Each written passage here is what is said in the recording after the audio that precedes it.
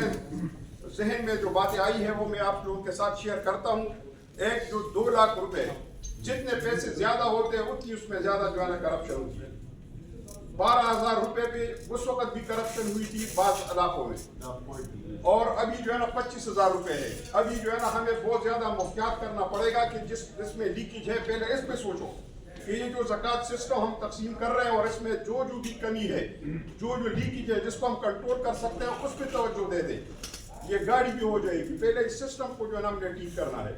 2 लाख रुपए जो है ना आप देते हैं एक उसको जहेज में, मेरे ख्याल में ये 2 लाख रुपए नहीं होना चाहिए, क्योंकि 30 लाख तो डबल होना चाहिए, या इसको जो है ना 1 लाख रुपए होना चाहिए।